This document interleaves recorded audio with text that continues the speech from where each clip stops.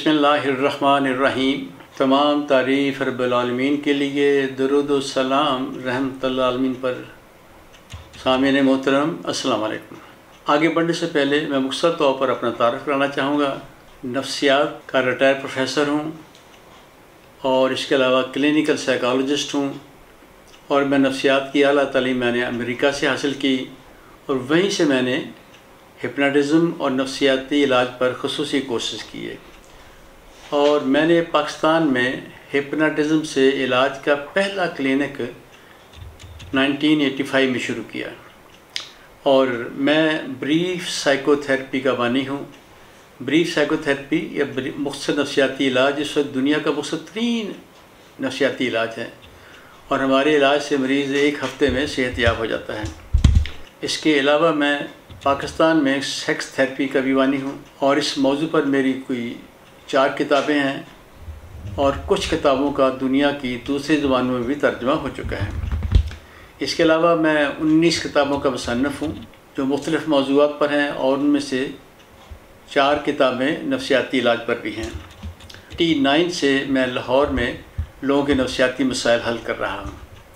मैं brief psychotherapy के अलावा हिप्नोथेरेपी, EFT, NLP और EMD वगैरह को भी इस्तेमाल करता हूँ। सामीन मोहतरम, इरशाद रब्बानी है कि फिर अज़दवाजी ज़िंदगी का लुत्फ़ तुम उनसे उठाओ। सूरत निसा है ये। भरपूर अज़दवाजी लुत्फ़ के लिए इल्म की ज़रूरत है और बदकिस्मती से हमारे यहाँ मर्दों की बहुत बड़ी अक्सरियत इस इल्म से नावाकिफ़ है और हमारे यहाँ सेक्स के हवाले से बेशुमार गलत बातें और मुगालते मशहूर हैं और जिसकी वजह से नौजवान नस्ल बहुत सी नफ्सियाती, जिनसी और जिस्मानी बीमारियों का शिकार है और कुछ नौजवान तो इसकी वजह से ख़ुदकुशी कर लेते हैं। वैसे तो बहुत से मुगालते हैं, बहुत सी गलत बातें हैं। मैं चंद अहम मुगालतों का आपके सामने ज़्यादा पेश करूँगा और उनकी हकीकत बताऊँगा। सामीन मोहतरम, कुछ अर्सा पहले एक नौजवान इलाज के लिए हमारे पास आया। उसको मर्दाना कमज़ोरी का मसला था। उसका ख़्याल ये था कि उसकी वजह से वो शादी के काबिल नहीं है। उसका ये भी ख्याल था कि इसकी वजह मुश्तज़नी है। मुश्तज़नी से क्या मुराद है? मुश्तज़नी से मुराद होता है कि अपने हाथ से अपनी जिनसी ख्वाहिश को पूरा करना। हमारे यहाँ इस मुश्तज़नी के हवाले से इतने मुगालते और गलत बातें मारूफ़ हैं, मशहूर हैं कि इंसान की अक्ल दंग रह जाती है। और एक रिसर्च के मुताबिक दुनिया में 98% लोग ये काम करते हैं और ये काम हफ्ते में 1 दफ़ा किया जा सकता है, 2 दफ़ा किया जा सकता है, 6-7 दफ़ा भी किया जा सकता है। और मेरे एक क्लाइंट ने 24 घंटों में 15 दफ़ा ये काम किया। हयात है, शादीशुदा, बच्चे पैदा कर रहा है। हमारे यहाँ नीम हकीमों की वजह से मुश्तज़नी के बेशुमार गलत नुकसानात यहाँ पेश किए गए हैं। उनके ख्याल के मुताबिक ये एक बहुत बड़ी ख़तरनाक बीमारी है और जिससे इंसान बहुत सी जिस्मानी बीमारियों का शिकार हो जाता है। ख़ास तौर पर इससे दिमाग और बिनाई कमज़ोर होती है, उससे नफ्स टेढ़ा हो जाता है, नफ्स की ग्रोथ रुक जाती है और जिस्म कमज़ोर हो जाता है, मर्दाना ताकत ख़त्म हो जाती है और वो शादी के काबिल नहीं रहता। बाद ने तो यहाँ तक कहा है कि इससे इंसान पागल हो जाता है और वो ज़िंदा लाश बन जाता है। हालांकि जदीद रिसर्च के मुताबिक हकीकत यह है कि इसका कोई नुकसान आज तक साबित नहीं हो सका और इसके कोई बुरे असरात नहीं हैं। और ये भी एक और ख़्याल ये है कि ये एक हद तक तो नुकसानदेह नहीं, लेकिन एक हद के बाद ये नुकसानदेह है और इसकी भी कोई हकीकत नहीं है। एक रिसर्च के मुताबिक सैकड़ों अफराद को दिन में मुश्तज़नी करने को कहा गया और ये कई महीने ये रिसर्च चली और आखिर में कोई नुकसान इसका साबित नहीं हुआ। बार बार की रिसर्च से ये साबित हो चुका है कि मुश्तज़नी किसी भी तरह से नुकसानदेह नहीं है, बल्कि ये एक मुफीद अमल है जिसकी वजह से बंदा ज़ना से बच जाता है। और दिलचस्प बात यह है कि अब इस काम को, मुश्तज़नी को, पूरी दुनिया में मर्दाना कमज़ोरी के इलाज के लिए और सूरत अंजाल के इलाज के लिए पूरी दुनिया में इसको इस्तेमाल किया जा रहा है। एक और ये हमारे यहाँ ख्याल है کہ مجتنی کے حوالے سے نوجوانوں کو اکثر کو بہت زیادہ گناہ کا احساس ہوتا ہے۔ اس حوالے سے ہم نے بڑی ریسرچ کی ہے، اس موضوع پر کوئی ایک بھی صحیح حدیث موجود نہیں ہے جس میں یہ بتایا گیا ہو کہ یہ گناہ ہے۔ اسی لیے چاروں اماموں میں اختلاف ہے۔ امام شافعی اور امام مالک سے گناہ سمجھتے ہیں، امام ابو حنیفہ کے نزدیک گناہ سے بچنے کے لیے اس کا کرنا ضروری ہے، اور امام حنبل اسے گناہ نہیں سمجھتے۔ تو معلوم یہ ہوا کہ کسی مستند قرآن کی آیت اور یا حدیث کی بنیاد پر اسے کبھی بھی گناہ نہیں سمجھا جاتا یا کہا جا سکتا ہے۔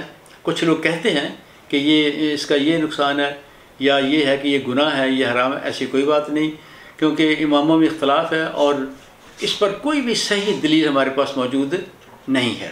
سامعین محترم، اگرچہ یہ نہ بیماری ہے، نہ اس کا کوئی نقصان ہے، نہ اس کے علاج کی ضرورت ہے، تاہم ہمارا خیال ہے کہ اس کو کم کیا جائے تاکہ بندہ سارا دن یہی کام نہ کرتا رہے، اس سے کم کیا جائے۔ اور اسے کم کرنے کے لیے سب سے آسان طریقہ تو یہ ہے کہ شادی ہو جائے۔ اور اس کے بعد دوسرا یہ ہے کہ انسان آج کل گندی ویڈیوز اور گندی صحبت سے بچے۔ اگر وہ ان کو نہ دیکھے گا، جذبات نہیں ابھریں گے، جبرات نہیں ابھرے گا، تو پھر ظاہر ہے کہ وہ کام یہ نہیں کرے گا۔ اسی طرح اس کا دین کی طرف زیادہ رجحان ہو، کھیلوں میں زیادہ دلچسپی لے۔ اور اسی طرح ایک حدیث ہے کہ اگر شادی نہ ہو سکے تو پھر ایک مومن کو روزے رکھنے چاہیے۔ جب روزے رکھے گا تو اس کی یہ خواہش کم ہو جائے گی، پھر اس کو یہ کام کرنے کی خواہش پیدا ہی نہیں ہوگی۔ تاہم میں آپ کو ایک بڑا اچھا طریقہ بتاؤں گا جس کی مدد سے آپ اس خواہش کو بہت حد تک کم کر سکیں گے۔ بڑا سادہ سا طریقہ ہے، آپ اپنی آنکھیں بند کر لیں، جسم کو بالکل ڈھیلا چھوڑ دیں اور تصور کریں کہ آپ کا اس کام کو دل کر رہا ہے کہ آپ یہ کریں، آپ اسے کرنا چاہتے ہیں، تو آپ کے دماغ میں اس کی تصویر بنے گی۔ اس تصویر کو آپ وہیں رہنے دیں اور اپنے آپ کو بہت لمبا کریں، آپ لے جائیں آسمان تک۔ جب آسمان تک لے جائیں گے پھر وہ نیچے آپ کو وہ تصویر نظر نہیں آئے گی۔ تھوڑی دیر نگاہیں وہیں رکھیں، اس کے بعد پھر دماغ خالی کریں، دوبارہ اسی کام کا سوچیں، پھر اپنے آپ کو لمبا کریں۔ اس طرح 5 بار یہ مشق آپ دہرائیں اور پھر اپنے آپ کو چیک کریں آنکھیں کھول کے کہ اب پہلے کی طرح خواہش ہے یا کم ہو چکی ہے۔ وہ کم ہو چکی ہوگی، اگر زیادہ کم نہ ہو تو اس کو 5 دفعہ پھر اس کو دہرا لیجیے گا۔ کچھ عرصہ پہلے کی بات ہے، میرے گھر کوئی پمفلٹ پھینک گیا۔ یہ پمفلٹ جو تھا لاہور کے ایک مشہور حکیم صاحب کا تھا، اس میں جنسی بیماریوں کے حوالے سے بہت سی باتیں کہی گئی تھیں۔ خاص طور پر اس میں بتایا گیا تھا کہ اگر بندے کو احتلام زیادہ ہو تو وہ نامرد ہو جاتا ہے اور شادی کے قابل نہیں رہتا۔ یقین کریں کہ اگر میں یہ پمفلٹ جوانی میں پڑھ لیتا میں نے خودکشی کر لینی تھی، کیونکہ مجھے ہر روز احتلام ہوتا تھا، بلکہ بعض اوقات رات کو 2 دفعہ بھی ہوا ہے۔ مجھے تو آج تک کوئی نقصان نہیں ہوا، اور حالانکہ یہ اگر احتلام زیادہ ہوتا ہے اس کا بڑا فائدہ ہے۔ اگر احتلام زیادہ ہو تو اس کی وجہ سے فرد زنا سے بھی بچ جاتا ہے اور مشتزنی سے بھی بچ جاتا ہے۔ نہ صرف مردوں کو ہوتا ہے بلکہ عورتوں کو بھی ہوتا ہے۔ بلکہ ایک صحابیہ نے حضور صلی اللہ علیہ وسلم سے پوچھا، یا رسول اللہ، اگر عورت کو یہ احتلام ہو تو کیا اس پر غسل فرض ہے؟ آپ نے فرمایا کہ اگر پانی باہر نکلے اس کی اعضائے مخصوص سے پھر فرض ہے، ورنہ فرض نہیں ہے، بلکہ صرف غسل کر لیا جائے۔ نیم حکیم جو ہے وہ احتلام کے نوجوانوں کو احتلام کے بھی برے اور بے شمار تباہ کاریوں سے، برے اثرات سے اور بے شمار تباہ کاریوں سے خوف زدہ کرتے ہیں، اور ان کے مطابق اس کے بہت سے نقصانات ہیں۔ مثال کے طور پر دماغ اور حافظہ کمزور ہو جاتا ہے، بینائی کمزور ہو جاتی ہے، اور آنکھوں کے آگے اندھیرا آ جاتا ہے، بدن کمزور ہو جاتا ہے، اور ظاہرہ بندہ مردانہ کمزوری کا شکار ہو جاتا ہے اور شادی کے قابل نہیں رہتا۔ حالانکہ ریسرچ کے مطابق اس طرح کی کوئی بات اس سے آج تک ثابت نہیں ہوئی۔ یعنی یہ دعویٰ کیا جا سکتا ہے کہ احتلام کا کوئی نقصان نہیں، یہ نہ بیماری ہے نہ اس کا نقصان ہے، یہ زیادہ ہو یا کم ہو یا نہ ہو، یہ سب باتیں نارمل ہیں۔ اب اس میں ایک چیز یہ ہے کہ ہماری خواہش یہ ہوتی ہے کہ اس کو بھی کم کیا جائے، حالانکہ یہ نہ بیماری ہے، نہ اس کا کوئی نقصان ہے، نہ اس کا کوئی علاج ہے، لیکن اس کو کم کیا جائے اس کی ضرورت کم کرنے کی یہ ہے کہ آپ کو روز نہانا نہ پڑے، آپ کے کپڑے روز خراب نہ ہوں، اس لیے ضروری ہے کہ اس کو کم کیا جائے۔ تو اس کے لیے کم کرنے کا ایک طریقہ یہ ہے کہ آپ، جیسے میں نے پہلے بتایا تھا، کہ گندی ویڈیو سے بچیں، گندی فلمیں نہ دیکھیں۔ اس کے علاوہ مذہب میں زیادہ دلچسپی لیں، دین میں، کھیلوں میں زیادہ دلچسپی لیں، اور اسی طرح جو ہے رات کو کھانا کم کھائیں، جلدی کھائیں، رات کھانے کے بعد پھر آپ ورزش کر لیں، واک کر لیں۔ اسی طرح رات کو مغرب کے بعد یا سونے سے پہلے چائے نہ پئیں، کافی نہ پئیں، ڈرنکس نہ پئیں، اور اسی طرح زیادہ پانی بھی نہ پئیں۔ اگر یہ پئیں گے تو پھر احتلام کا خطرہ بڑھ جاتا ہے۔ اس طرح سونے سے پہلے پیشاب ضرور کر لیں، یہ بہت ضروری ہے۔ اسی طرح رات کو اگر آپ کو پیشاب کی حاجت ہو تو کنٹرول نہ کریں، بلکہ فوراً اٹھیں اور پیشاب کر لیں، اور اگر آپ اس کو روکیں گے تو آپ کا احتلام ہو جائے گا۔ اسی طرح اللہ کے نبی کا حکم ہے کہ ہمیں کروٹ کے بل سونا چاہیے، کیونکہ تحقیق یہ بتاتی ہے کہ اگر ہم سیدھا سوئیں گے تو احتلام کا خطرہ بڑھ جاتا ہے، اور اگر ہم ایک پہلو میں سوئیں گے تو پھر یہ خطرہ بہت ہی کم ہو جاتا ہے۔ سامعین محترم، آج کل ایک اور بڑا حکیم ایک اور بڑا جنسی مسئلہ، جنسی بیماری بتاتے ہیں، جسے جریان کہتے ہیں۔ اب یہ جریان کیا ہے؟ وہ سفید مادہ ہے جو پیشاب یا پخانے کے بعد یا پہلے مرد کے عضو خاص سے نکلتا ہے۔ نیم حکیم اسے بھی خطرناک بیماری قرار دیتے ہیں، نوجوانوں کو خوفزدہ کرتے ہیں، اور ان کے بے شمار نقصان بتا کر ان کو لوٹتے ہیں۔ اور جو نقصانات وہ بتاتے ہیں ان میں چند یہ ہیں: اس سے دماغ، بینائی اور کمزور ہو جاتی ہے، آنکھوں کے آگے اندھیرا آ جاتا ہے، چہرہ بے رونق ہو جاتا ہے، کچھ کرنے کو دل نہیں کرتا، مردانہ طاقت ختم ہو جاتی ہے، اور فرد شادی کے قابل نہیں رہتا۔ سامعین محترم، تازہ ترین ریسرچ کے مطابق جریان کوئی بیماری نہیں، نہ ہی اس کا کوئی نقصان ہے، نہ ہی اس کے علاج کی ضرورت ہے۔ دراصل یہ ایک گلینڈ ہے، یوریتھرل گلینڈ، یوریتھرل گلینڈ سے یہ نکلتا ہے، اور یہ تب نکلتا ہے جب بندہ پیشاب یا پخانے کے لیے زور لگاتا ہے، تو پھر اس گلینڈ سے یہ مادہ نکلتا ہے جس کو یہ جریان کہتے ہیں، جس کو یہ بہت خطرناک بیماری قرار دیتے ہیں۔ حالانکہ یہ کوئی بیماری نہیں، اس کا کوئی نقصان نہیں جدید ریسرچ کے مطابق۔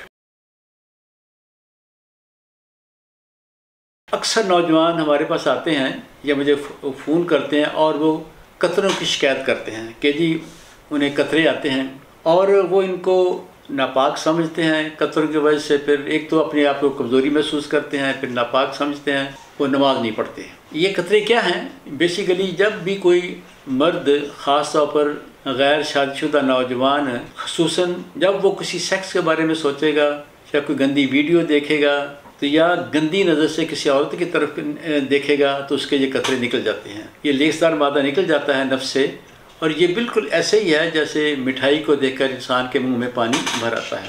اور نیم حکیم اس کو بھی، قطروں کو بھی خطرناک جنسی بیماری قرار دیتے ہیں، اور نوجوانوں کو بہت زیادہ خوفزدہ کرتے ہیں، اور ان کو بتاتے ہیں کہ اس سے یہ بیماری ہے، اور اس سے انسان جنسی طور پر کمزور ہو جاتا ہے اور شادی کے قابل نہیں رہتا۔ یہ بات بھی 100% غلط ہے۔ نیم حکیم اس مواد کو منی قرار دیتے ہیں، حالانکہ یہ منی نہیں ہوتی، یہ ایک غدود ہے، پراسٹیٹ، یہ اس سے نکلنے والا مادہ ہے، اور اسے ہم مزی کہتے ہیں، اور یہ ناپاک نہیں ہوتا۔ جدید ریسرچ کے مطابق یہ قطرے کسی بھی طرح سے نقصان دہ نہیں ہیں، نہ نقصان دہ ہیں، نہ بیماری ہے، نہ اس کے علاج کی ضرورت ہے۔ یہ ایک فطری چیز ہے جو ہوتی ہے۔ سامعین محترم، مشت زنی کے بعد ہمارے ہاں سب سے زیادہ غلط باتیں یا بے شمار مغالطے وہ منی کے حوالے سے ہیں۔ حکیموں کے مطابق منی خون سے بھی زیادہ قیمتی ہے، بہت قیمتی ہے۔ مثلا وہ کہتے ہیں کہ 100 قطرے گھی کے 1 قطرہ خون کا، اور 100 قطرے خون کے تو 1 قطرہ منی کا، یعنی ان کے نزدیک یہ بہت ہی قیمتی ہے۔ اسی خیال کی وجہ سے میرا ایک کلائنٹ جو تھا وہ پاگل ہو گیا۔ وہ ایک دن مشت زنی کر رہا تھا، ایک دم اس کو خیال آیا کہ یہ تو بہت قیمتی چیز ہے۔ اس نے اپنی منی کو اپنی مشت میں لیا، ہاتھ میں، اور پی گیا، کیونکہ اس کے نزدیک یہ بہت زیادہ قیمتی چیز تھی، حالانکہ ایسی کوئی بات نہیں ہے۔ اور نیم حکیموں کے مطابق منی کا زیادہ ہونا چاہیے، اور اس کو گاڑھا ہونا چاہیے، اور اس لیے یہ نوجوانوں کو منی کے گاڑھا کرنے کے بے شمار نقطے یا نسخے بتاتے ہیں، قیمتی نسخے بتاتے ہیں اور ان کو بیوقوف بناتے ہیں۔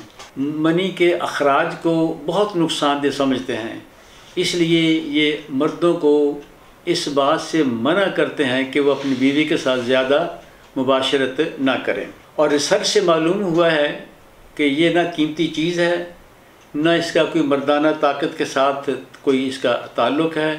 اس کا تو ایک ہی کام ہے کہ اس کے اندر بچہ پیدا کرنے والے سپرم ہوتے ہیں، اور اس کے علاوہ اس کے اندر سپرم کی خوراک ہوتی ہے۔ یہ منی بالکل نہیں ہوتی، اور نہ ہی اس کے اندر کوئی طاقت ہوتی ہے۔ اس کا طاقت مردانہ طاقت کے ساتھ کوئی تعلق نہیں ہے۔ اور ماہرین کے خیال کے مطابق منی جو ہے یہ تھوک سے بھی کم قیمتی ہے۔ اچھا، منی کے اندر جیسے میں نے پہلے بتایا تھا سپرم ہوتے ہیں، یہ سپرم جس سے بچہ پیدا ہوتا ہے، یہ سپرم بہت ہی چھوٹے اور نازک ہوتے ہیں، اور اسی طرح وہ سپرم جو بیٹا پیدا کرتے ہیں وہ اور زیادہ نازک ہوتے ہیں، اور ان کے لیے اگر منی بہت گاڑھی ہو اس کے اندر چلنا مشکل ہو جاتا ہے، جس کی وجہ سے اگر کسی فرد کی منی بہت گاڑھی ہے تو حمل ہونا مشکل ہو جاتا ہے، اور خاص طور پر بیٹے کا حمل ہونا بہت ہی مشکل ہو جاتا ہے۔ اسی طرح منی کو بچانے کے لیے اگر خامد مباشرت کم کرے گا تو اس کے بھی نقصانات ہیں، کیونکہ جب کوئی مرد کم مباشرت کرتا ہے تو اس کا جو جنسی ہارمون ہے وہ کم ہونا شروع ہو جاتا ہے۔ ریسرچ کے مطابق وہ لوگ جو زیادہ مباشرت کرتے ہیں ان کے جنسی ہارمون میں اضافہ ہوتا ہے، ان کی مردانہ طاقت زیادہ ہوتی ہے، اور اس کی وجہ سے ان کی صحت اچھی ہوتی ہے، جسم مضبوط ہوتا ہے، ان کی عمریں لمبی ہوتی ہیں۔ یعنی اگر کوئی فرد زیادہ مباشرت کرے گا تو یہ مفید ہے نہ کہ نقصان دہ ہے۔ اس سے جنسی ہارمون میں اضافہ ہوتا ہے، اور جب اضافہ ہوگا تو ظاہر مردانہ طاقت میں بھی اضافہ ہوگا۔ ریسرچ سے معلوم ہوا ہے کہ یہ زیادہ مباشرت، میں نے بھی بتایا ہے کہ یہ مفید چیز ہے، کوئی خطرناک چیز نہیں ہے۔ کہ ہمارے ہاں ایک اور بھی بڑا مغالطہ ہے کہ نفس کی جسامت کے حوالے سے بھی بہت سی غلط باتیں ہمارے ہاں پائی جاتی ہیں، بے شمار غلط باتیں ہیں۔ نیم حکیموں کا خیال یہ ہے کہ یہ عورت کی پسند کے لیے نفس کا لمبا ہونا چاہیے، اس کو موٹا ہونا چاہیے، اور اس کو سیدھا ہونا چاہیے، اور ان کی یہ بات 100% غلط ہے۔ ریسرچ سے یہ پتہ چلتا ہے کہ اکثر عورتیں چھوٹا یا درمیانی سائز کے پینس کو پسند کرتی ہیں۔ عورتوں کی عظیم اکثریت لمبے پینس کو بالکل پسند نہیں کرتی، لمبے نفس کو، کیونکہ اس سے ان کو بہت تکلیف ہوتی ہے، دکھ ہوتا ہے۔ مجھے یاد ہے کہ میرے پاس بھی ایک کلائنٹ آیا اور اس کی بیوی اس کو اس لیے چھوڑ کے چلی گئی کہ اس کا نفس لمبا تھا، جب بھی وہ بیوی کے پاس معاشرے کرتا اسے بہت تکلیف ہوتی۔ تو معلوم یہ ہوگا کہ جو لمبا پینس ہے وہ عورتوں کی پسند بالکل نہیں ہے۔ ایک سروے کے مطابق امریکہ میں 50% مردوں کا نفس کا سائز 5 انچ سے کم ہوتا ہے، اور ہمارے ہاں یہ تقریباً 4 انچ کے لگ بھگ ہوتا ہے۔ ایک چیز ذہن میں رکھیں کہ عورت کا جو عضو خاص ہوتا ہے اس کا صرف بیرونی 1 انچ یا 1.5 انچ حصہ حساس ہوتا ہے، اور اس حصے تک 2.5 انچ کا نفس بھی آسانی سے پہنچ جاتا ہے۔ اس لیے ماہرین کی یہ رائے ہے کہ کوئی مرد 2.5 انچ کے نفس کے ساتھ بھی اپنی بیوی کو مطمئن کر سکتا ہے۔ نیم حکیموں کا یہ بھی خیال ہے کہ نفس ہے پینسل کی طرح بالکل سیدھا ہونا چاہیے، یہ بھی ایک مذاق ہے، جبکہ ریسرچ یہ بتاتی ہے کہ 100 میں سے صرف 1 یا 2 لوگوں کا نفس سیدھا ہوتا ہے، اور باقی ایک اور ریسرچ ہے جس سے پتہ چلتا ہے کہ کوئی 85% یا 85% لوگوں کا نفس ٹیڑھا ہوتا ہے، وہ بھی بائیں طرف کو، لیفٹ کو ٹیڑھا ہوتا ہے۔ حکیم اسے بھی ایک بیماری قرار دیتے ہیں، اور اس کی وجہ کہتے ہیں اس کی وجہ مشتزنی ہے، کیونکہ اکثر لوگ اپنے بائیں ہاتھ سے یہ کام کرتے ہیں۔ عورتیں سیدھے کی بجائے ٹیڑھے نفس کو زیادہ پسند کرتی ہیں، اس سے ان کو لطف زیادہ آتا ہے۔ اسی طرح جس طرح حکیموں کا یعنی حکیم آج کل بڑا دلچسپ کام ہے، لمبا کرنے کے لیے، موٹا کرنے کے لیے بڑے بڑے نسخے بیچتے ہیں۔ جس طرح حکیم کہتے ہیں کہ یہ نفس لمبا ہونا چاہیے، اس کا یہ بھی خیال ہے کہ اس کو موٹا ہونا چاہیے، جتنا موٹا ہوگا اتنا ہی عورت کو زیادہ لطف آئے گا۔ حالانکہ یہ خیال بھی ان کا درست نہیں ہے، کیونکہ عورت کی وہ جگہ ایک نالی نہیں ہوتی، سرنج کی طرح اس میں سوراخ نہیں ہوتا، بلکہ وہ 2 دیواریں ہوتی ہیں جو آپس میں ملی ہوتی ہیں، اور جب بھی مرد اس کو تیار کرتا ہے بیوی کو تو وہاں بلڈ زیادہ جاتا ہے، زیادہ جانے سے وہ اور ٹائٹ ہو جاتی ہیں، جس کی وجہ سے جب بھی کوئی فرد موٹے پیریس کے ساتھ سیکس کرے گا تو بیوی کو بہت تکلیف ہوتی ہے۔ دیکھیں، اصل چیز لمبائی یا موٹائی کا کوئی رول نہیں عورت کے لطف میں، بلکہ اصل جو لطف ہے وہ یہ ہے کہ پینس میں تناؤ زیادہ ہو اور اس کا وقت زیادہ ہو۔ سامعین محترم، آخر میں ہم ایک اور چیز شیئر کریں گے کہ فرد کا تناؤ تب ہوتا ہے جب اس کے نفس کی نالیوں میں خون جاتا ہے۔ جب اس کی نفس کی نالیوں میں خون جاتا ہے تو پھول جاتی ہیں۔ حکیموں کے نزدیک یہ ایک بہت بڑی بیماری ہے اور وہ کہتے ہیں یہ ایک مردانہ کمزوری کی علامت ہے، حالانکہ یہ ایسی کوئی بات نہیں، یہ مردانہ کمزوری کی علامت نہیں ہے، بلکہ جب بھی نفس میں خون جائے گا تناؤ تب ہوتا ہے، اور جب وہاں زیادہ خون جائے گا تو نالیاں زیادہ پھولیں گی تناؤ بھی زیادہ آئے گا۔ تو لہٰذا یہ بات ان کی باتوں سے بالکل الٹ ہے کہ یہ کوئی بیماری ہے یا اس کا کوئی نقصان ہے۔ یہ چند اہم مغالطے تھے، زیادہ اہم، جو بہت مشہور ہیں، ہم نے آپ کے ساتھ شیئر کیا ہے۔ اس میں اگر کوئی آپ کے ذہن میں کوئی سوال ہو تو وہ سوال آپ پوچھ سکتے ہیں۔ اور ایک بات آپ اچھا کام کریں، ہم چاہتے یہ ہیں کہ یہ خیالات نوجوان نسل کو ملے، پہنچ جائیں، تاکہ وہ بہت سی جسمانی، نفسیاتی اور جنسی بیماریوں سے وہ بچ جائیں۔ اور اس لیے آپ کوشش کریں کہ یہ صدقہ جاریہ ہے، آپ زیادہ سے زیادہ نوجوانوں کو یہ باتیں بتائیں تاکہ وہ ان باتوں سے بچ جائیں اور ان کی زندگی محفوظ ہو جائے۔ میں آپ کا شکر گزار ہوں کہ آپ نے ہمیں اپنا قیمتی وقت دیا۔ شکریہ۔ خدا حافظ۔